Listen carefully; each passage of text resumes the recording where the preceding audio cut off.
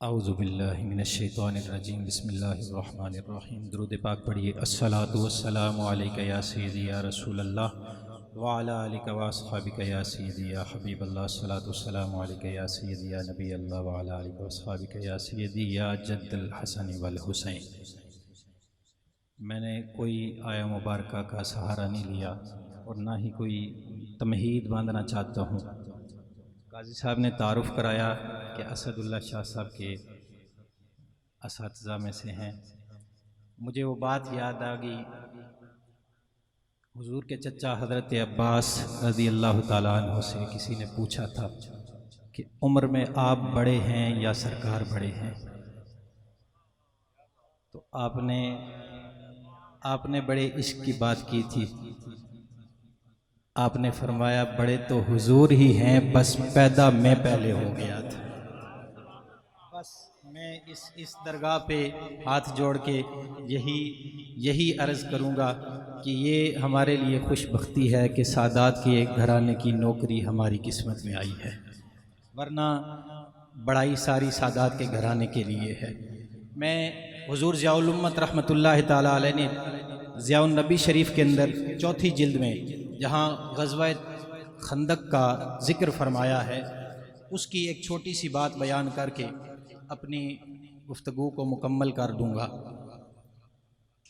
حضور ضیاء الامت رحمۃ اللہ تعالیٰ علیہ نے روایت نقل فرمائی ہے کہ غزوہ خندق کے موقع پر جب خندق کھود دی گئی اور حفاظتی تدابیر تمام مکمل کر لی گئی اور سرکار دو عالم صلی اللہ علیہ وسلم کی بارگاہ میں صحابہ کرام نے عرض کی، یا رسول اللہ صلی اللہ علیہ وسلم، کفار سے مقابلے کی تمام تر حفاظتی تدابیر ہم نے مکمل کر لی ہیں۔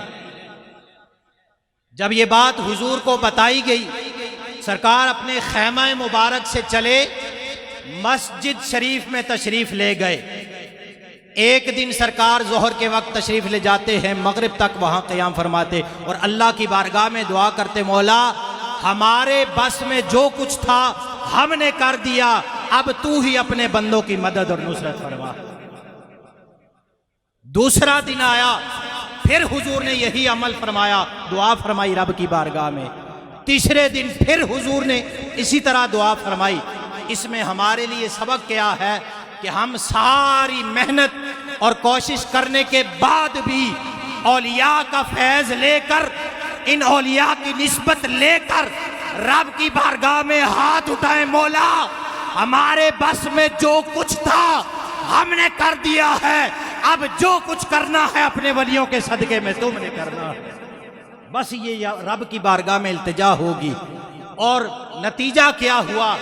3 دن تک کفار نے محاصرہ کیا، لشکر لے کر آگے 12,000 کا لشکر، لیکن 3 دن تک ان کو ہمت نہ ہوئی کہ حضور علیہ السلام کے کسی غلام پر حملہ کرتے۔ 3 دن کے بعد ان میں سے ان کا ایک بہت بہادر جانے والا، جو بہادر مانا جاتا تھا کافروں کی نظر میں، عمر بن عبد ود اس کا نام تھا، اس نے خندق کو پھلانگا، گھوڑے پر سوار ہوا، گھوڑے کو دوڑایا، دور سے لے کر آیا، اس نے خندق کو پھلانگا اور آگے آ گیا سرکار دو عالم صلی اللہ تعالیٰ علیہ وسلم کی طرف۔ جب آگے آیا نا تو آ کر اس نے للکارا، حل من مبارزین، ارے لوگو، مسلمانوں، اے محمد عربی کے چاہنے والوں، ہے کوئی تم میں سے جو میرے مقابلے میں آئے؟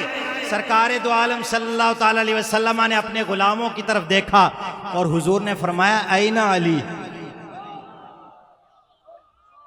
اینا علی، علی کہاں ہے؟ حضور مولا کائنات آئے، آگے بڑھے۔ اس عمر بن عبد ود کو بڑا ناز تھا کہ میں 10 اور 20 آدمیوں کا مقابلہ ایک وقت میں کر سکتا ہوں، اور بعض روایتوں میں آیا کہ 100 بندہ بھی اس کے آگے آ جاتا تھا، وہ مار نہیں کھاتا تھا، 100 کے 100 کو اکیلا ہی مار دیا کرتا تھا۔ جب اس نے یہ بات کہی نا تو مولا کائنات آگے بڑھے اور آپ نے فرمایا، میں وہ ہوں، انا الذی سمتنی امی حیدرہ، میں وہ ہوں جس کا نام اس کی ماں نے حیدر رکھا ہوا ہے۔ اور میں ایک اور بات ذوق کے لیے ایک اور بات بھی عرض کرتا چلوں. شیر کے بہت سارے نام ہیں عربی میں. شیر کو عربی میں اسد بھی کہتے ہیں اور دیگر بھی اس کے کئی نام رکھے گئے ہیں، لیکن حیدر عربی میں اس شیر کو کہتے ہیں جو پیچھے سے حملہ نہیں کیا کرتا بلکہ اپنے شکار کو للکار کے کہتا ہے، ارے بیدار ہو جا، میں تیرے اوپر حملہ کرنے والا.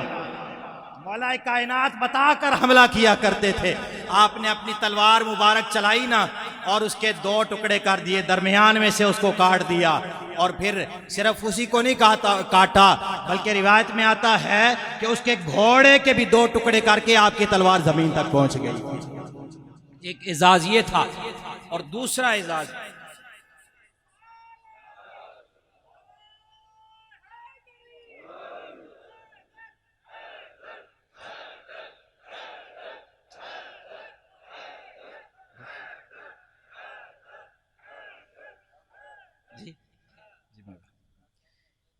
میں یہ بھی عرض کرتا چلوں کہ سرکار دو عالم صلی اللہ علیہ وسلم کے غزوات میں سے 2 غزوے ایسے ہیں جس میں بغیر لڑائی کیے اللہ تعالیٰ نے فتح عطا فرمائی، اور دونوں غزوات میں جس ہستی کی سب سے زیادہ شان ظاہر ہوئی نا سرکار کے بعد، وہ مولا کائنات شیر خدا علی المرتضیٰ ہے.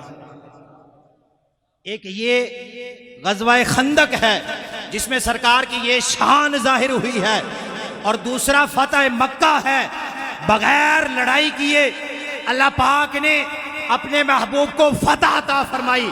اور پھر سرکار نے اعزاز کیسے ظاہر کیا؟ سرکار نے مولا کائنات کو اپنے مبارک کندھوں پر سوار کر دیا. حضور کے مبارک کندھوں پر مولا کائنات سوار ہیں، اور سرکار کعبہ شریف کے اندر تشریف لے گئے، اور حضور نے فرمایا علی جتنے بت اس کعبے کے اندر پڑے ہوئے ہیں اپنے ہاتھوں سے ان کو گرا کر پاش پاش کر دو.